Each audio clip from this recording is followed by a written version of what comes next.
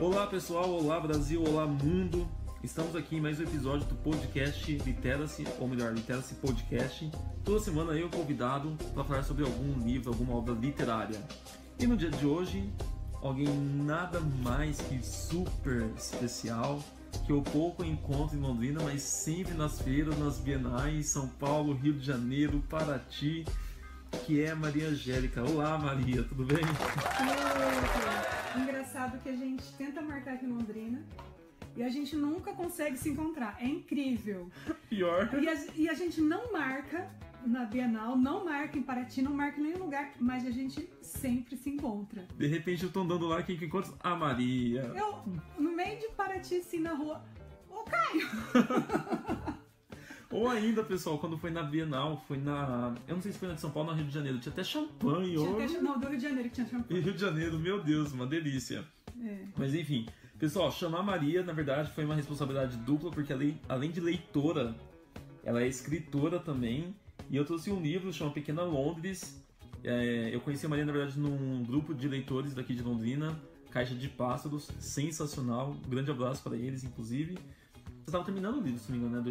Início de 2016, final de 2016? Não, 2015. 2015. Começo de 2016. A gente se encontrou no Caixa de Pássaros. Eu já estava em processo de publicar. Sim, porque eu lembro que teve a publicação aqui em Londrina, só que eu fui na de São Paulo. São Paulo. Isso. Não, ele nunca vai nos meus lançamentos de Londrina, mas ele sempre está nos meus lançamentos de fora de Londrina. Isso é importante, pessoal. E o Pequena Londres, na verdade, a princípio eu tenho um certo bloqueio com romances, porque eu sou professor de literatura, então quando eu penso em romance, já me vem os romances românticos lá do século XIX. Falar do livro Pequena Londres, então, é uma grande responsabilidade. Eu fico muito feliz de poder falar sobre esse livro, que inclusive tivemos um encontro do Caixa de Pássaros, que a gente debateu sobre o livro. Isso. Depois do lançamento dele. Do lançamento dele. Verdade. Mas, Maria Angélica, se apresenta um pouquinho pessoal aí de casa para conhecer quem é a Maria Angélica Constantino. Então, eu sou Maria Angélica Constantino. Eu sou londrinense, nasci aqui em Londrina, 76. Nossa, tá velho esse registro, hein? Tá amarelando. Brincadeira. Sou formada em administração pela Universidade Estadual de Londrina e, de repente, a administradora resolveu virar escritora. E a Maria, já faço então a primeira pergunta. Como começou, ou quando você decidiu escrever o Pequena Londres? Quando assim, nossa, agora estou pronto para escrever? Ou teve vários rabiscos, contos, crônicas, ou outros capítulos que você foi engavetando e agora assim, não, agora eu vou publicar, vou escrever? Então, eu tenho uma história de amor e ódio com a escrita que vem desde a minha infância. Se vocês procurarem, eu não vou repetir essa história porque eu conto muito essa história. O povo deve estar de saco cheio já de ouvir essa história, mas quem ficar curioso e nunca ouviu, procura aí nos meios, sempre vai ter uma entrevista que eu dei, eu contando dessa história de quando a minha mãe queimou 12 anos de diários. Então, olha a cara ele não sabia. Ai, meu Deus! Foram 12 anos. Eu aprendi a escrever com caco de tijolo. Porque eu tinha muita vontade de escrever, só que a gente era muito humilde. E minha prima falou, quer escrever o seu nome? Quero. Daí ela escreveu e eu passei o dia escrevendo com caco de tijolo nas calçadas, nos muros, no asfalto, enfim.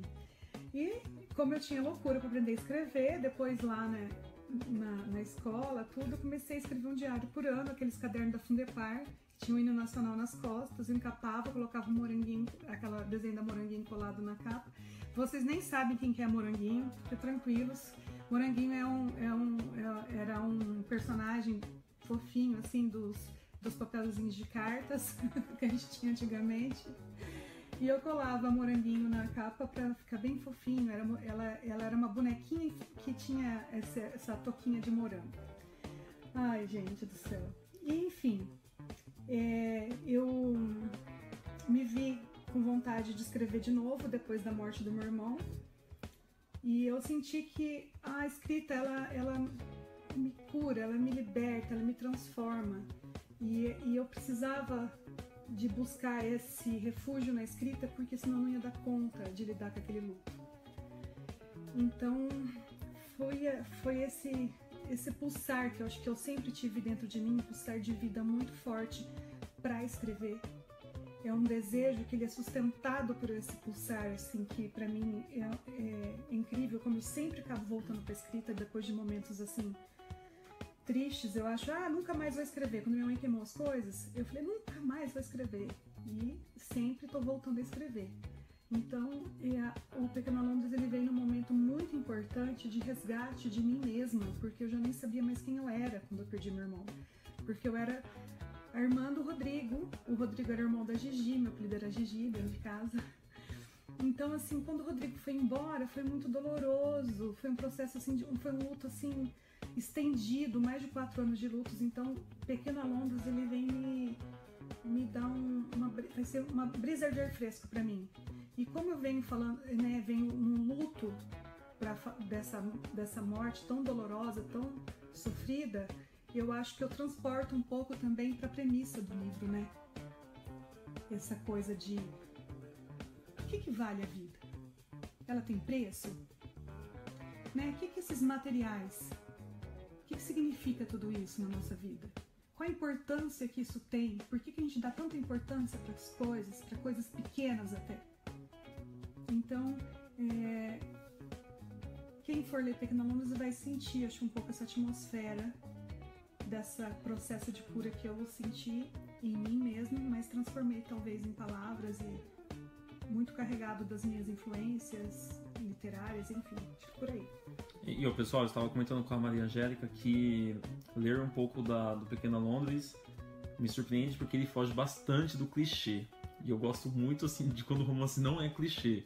Quando tem um pouco, assim, você cria uma certa expectativa e vem a queda da expectativa e de um modo não tão brusco e ao mesmo tempo poético. Isso é um pouco difícil fazer quando a gente fala na escrita e tudo mais. Mas enfim, vamos falar um pouquinho do enredo, né? Apresentar o pessoal de um modo mais sucinto, assim. Quem que é a Juliana do Pequena Londres? Do que fala esse livro, esse romance? Então, a Juliana é uma garota simples daqui de Londrina, e quem londrinense vai se identificar com os lugares e tudo, com a vida da Juliana. Ela estuda no Colégio Marista, posso falar, né? Pode. Olha, concorrente aqui do... Ela estuda lá e ela é bolsista, porque ela é muito pobre, e ela mora na periferia da Zona Leste de Londrina. E ela é uma menina que é voluntária, anda de bicicleta, ela é voluntária numa creche, no Jardim Ideal. Essa creche existe. E eu fui voluntária nessa creche quando eu era adolescente. Então eu tenho um carinho muito grande por essa creche. Eu queria trazer esse universo da periferia também para a literatura, da periferia de Londrina. E a Juliana foi criando vida nesse lugar. E eu fui criando esse universo da vida da Juliana. E as amigas, né? Ela tem 2 amigas, que é a Liz e a Amanda. E as 3 juntas vão para o Rio de Janeiro. E lá no Rio de Janeiro a Juliana literalmente tromba com o Tom, que é um inglês lindo, vindo de Londres, maravilhoso.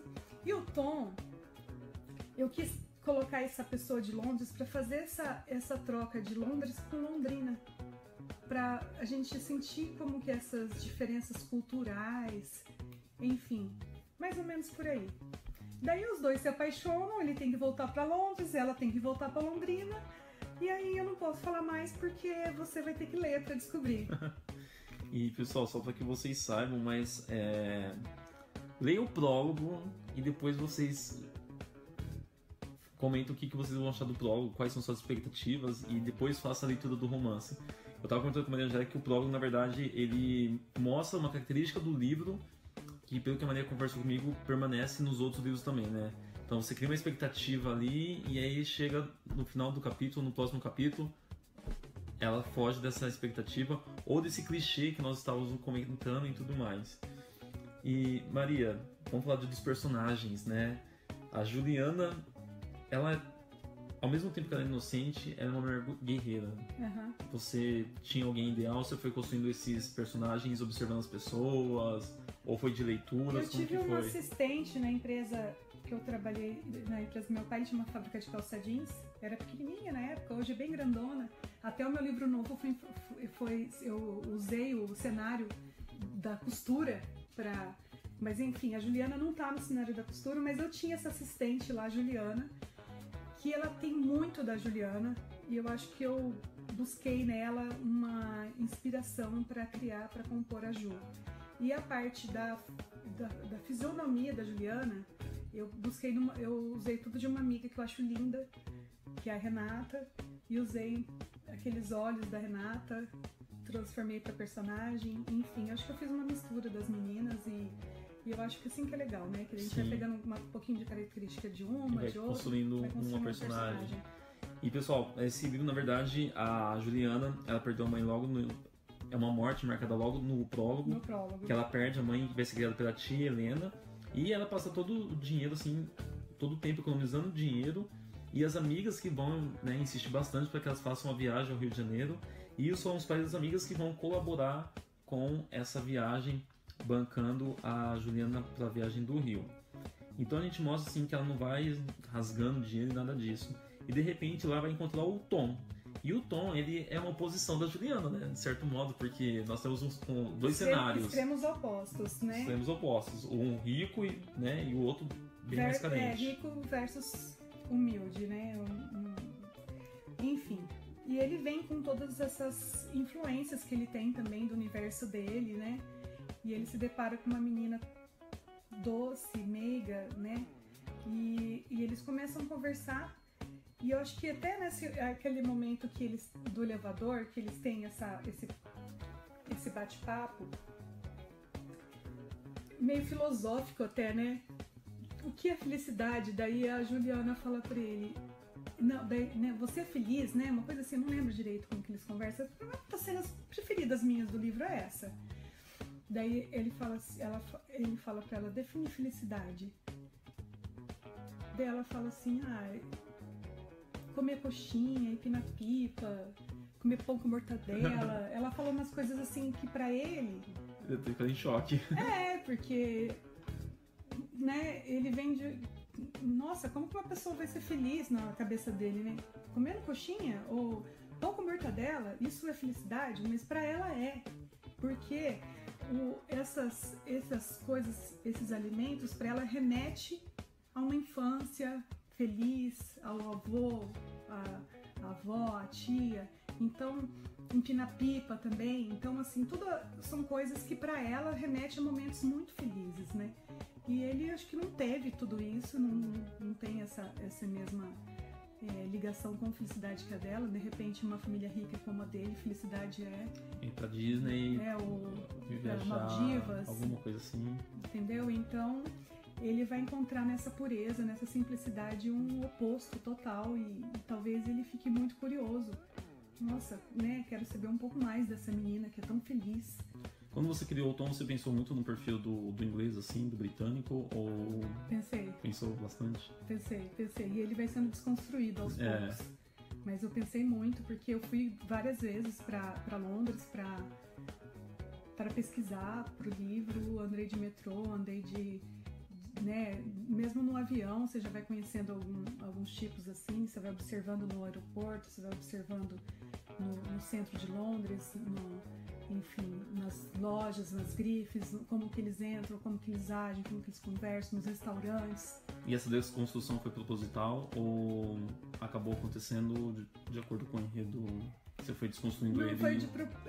Eu fui sentindo, e eu acho que eu tinha uma pergunta, né, para responder nesse livro, que eu acho que era bastante importante, na minha opinião, né? Posso falar? Pode falar. Acho que se o dinheiro te dá um dia mais de vida, né? O seu dinheiro, ele te daria um dia mais de vida? Ele te daria um dia mais de felicidade? Eu queria responder essa pergunta através da história. Por isso que eu tenho esse personagem tão rico e essa menina tão humilde, mas cheia de fé. Ela tem amigos, ela acredita em Deus e ele tem já mais dificuldade de... Enfim, não importa a religião, mas eu falo assim, a pessoa ter essa forma de ver a vida, de encarar tudo, né? É tão importante quando você tem como você acredita em alguma coisa. Sim, você tem fé em alguma coisa, quando você tem no que acreditar, né? E o Tom não acreditava em nada. Então, ele é um ateu convicto e frio, e de repente ele começa a se contaminar de forma positiva com o mundo da Juliana. A minha experiência com a leitura, Maria, foi... Como um professor de literatura, é comum que a gente leia os romances, e os romances cada vez mais traz à tona críticas sociais. Não sei se é uma tendência mais contemporânea, mas é meio que uma versão de neorrealismo, que traz a história de não sei o que, e faz fazer crítica a uma classe, a um comportamento. Não, e assim também tá no cinema, né? A gente viu aí o Coringa na final do Oscar, a gente viu Parasita. Sim. Com críticas sociais bem contundentes e importantes. Relevantes para a sociedade do século XXI. Só que ao mesmo tempo às vezes a sociedade precisa de um livro como esse, né? Um livro que você... Pra desopilar, pra pensar na trivialidade da vida. Porque às vezes a gente fica assim tão preso, às vezes, né? Nas questões políticas, nessas coisas que traz tanto sofrimento pra gente, né? É tão difícil às vezes você encarar as brigas em família, tanta coisa, tão difícil. E quando você ficou percebendo o aroma de um café, o aroma da cebola... É como você visitar sua avó, você visitar aquele tio querido. Eu acho que ler meu livro é um pouco disso, de você visitar passado, origens, de você pensar na trivialidade do dia, sem tanto comprometimento com... sabe, de ficar tendo que fazer reflexões filosóficas profundas, mas ao mesmo tempo que a gente deixa de lado questões assim urgentes, ao mesmo tempo a gente também vai lidar com outras questões que talvez sejam tão importantes quanto. É da gente com a gente mesmo. E tem questões de valores, né? Lembrar os valores que você tem. Eu tenho um cara, eu vi ele me comentou sobre ele no podcast, que é o Antônio Cândido. E ele vai falar sobre as funções da literatura. Então, tem uma função lá que é a função social, que é esse texto literário mais crítico, mas tem a função catártica também, que é aquele texto em que você se encontra, ou melhor, você não se encontra e você gostaria de se encontrar nele, que é quando você passa, então, a partir dele, rever alguns valores, algumas atitudes. Então me veio muito essa ideia de catarse com o seu livro. É que eu vejo assim, muitas vezes, até assim, a minha família tem empresa familiar, né? Então, tanto do lado da minha família quanto do meu esposo. E muitas vezes não é com guerra que você consegue as coisas. É com serenidade, com paz, né? E eu não sou essa pessoa tão serena assim, tá? Mas na literatura, na escrita, eu tento ser... Não, eu acho que até na vida, eu penso, às vezes eu já fui mais truculenta, hoje menos, muito menos. E eu já percebi quantas vezes a truculência não me trouxe nada. Então, assim, essa serenidade que a gente vai adquirindo com a maturidade, isso enriquece a nossa vida. E eu acho que esse livro, O Pequeno Londres, ele é muito poético, ele é muito doce, ele toca questões, assim, íntimas. Não é questões da sociedade, mas são questões suas. Talvez eu não estou ajudando a sociedade como um todo, mas um indivíduo com ele mesmo, entendeu? Então, eu não espero grandes... Eu nem fiz nessa pretensão de grandes mudanças na sociedade. Mas só da pessoa ler e ela refletir, ela sair um pouquinho diferente no final, pra mim já fez diferença. E você teve uma influência de qual autor, assim? Porque, não sei, não posso falar que é de um Machado de Assis, porque não é um Machado de Assis aqui. Não, então, né, todo mundo sabe que eu amo a Jane Austen. E ela, como ninguém, escreve da trivialidade. Bastante. E ela tem esse humor ácido.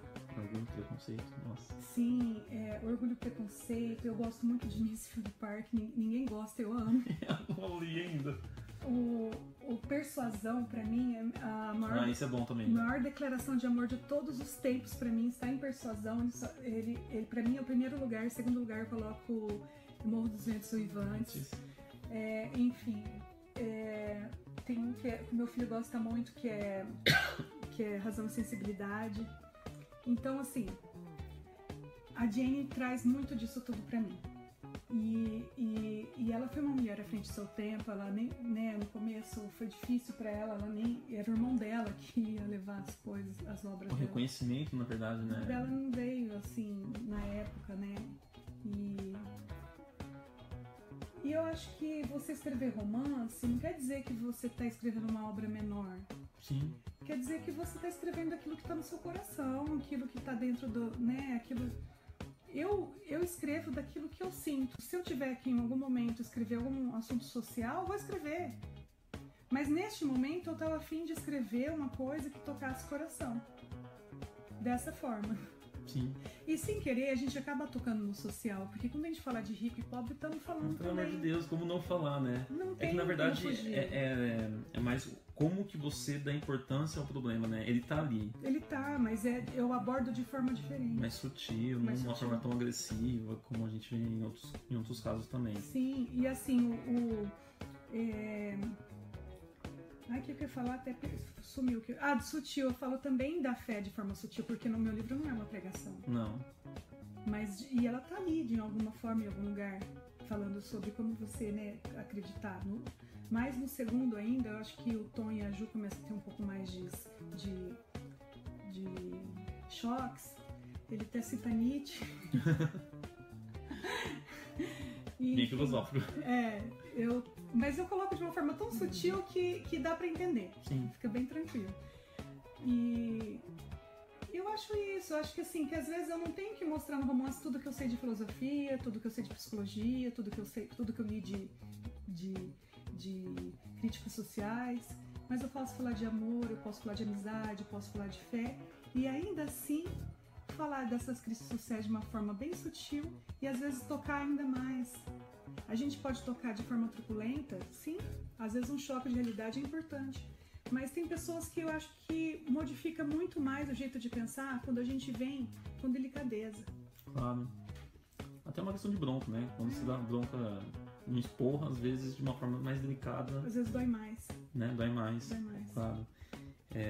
Na verdade, tinha uma pergunta, pessoal, que é a pergunta como eu fecho meu podcast, que é por que essa leitura é urgente, mas eu acho que a Maria já respondeu essa pergunta.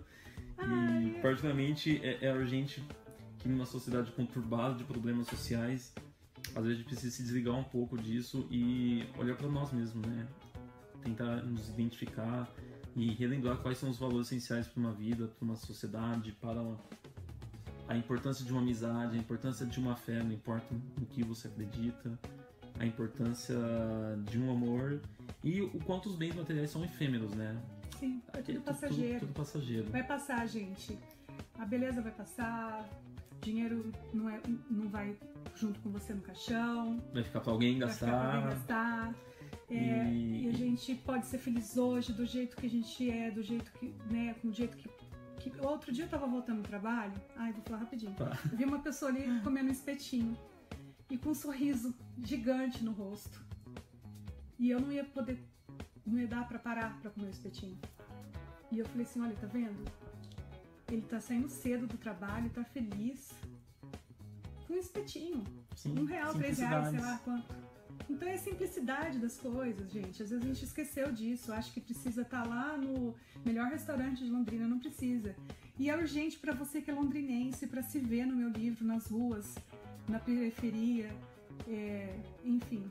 E pra você que também não é de Londrina, pra conhecer Londrina. Eu falo exatamente gente, isso. Eu amo Londrina. Eu amo Londrina. E Pequena Londres, né? Porque é um apelidinho da nossa cidade. Sim. A gente explica no livro também por que é Pequena Londres. E eu parabenizo você, porque acho que escrever, acho que é um ato social, independente do qual que é o tema do livro. Ser mulher, ter um reconhecimento tão rápido como você teve com essa obra, eu acho que são informações pertinentes e que tenhamos muitas obras ainda da Maria Angélica e que tenhamos muitas Maria Angélicas que resgatem um pouco desses valores. Parabéns pelo livro, muito obrigado pelo podcast. Obrigada. E olha, eu convido vocês a lerem o Pequena Londres e Uma Pequena em Londres, que é uma duologia, e também meu lançamento, eu disse que voltava. Esse lançamento está muito especial. Eu escrevi esse livro inspirado na minha filha, porque lá em Portugal ela cantou o garçom e na hora de ir embora ela falou pra ele assim, ela tinha 7 anos, gente, ela falou pra ele, daqui 10 anos eu volto. Eu não resisti e escrevi a história, tá linda também, mas eu quero agradecer a todos vocês aí também que estiveram com a gente ouvindo até o final. Muito obrigada e vamos gravar podcast dos outros livros, pessoal. Logo, calma aí, tá? Se Deus quiser. Muito Valeu, obrigada. Maria. Até mais. Tchau, Beijo. tchau. Tchau, galera. Até mais.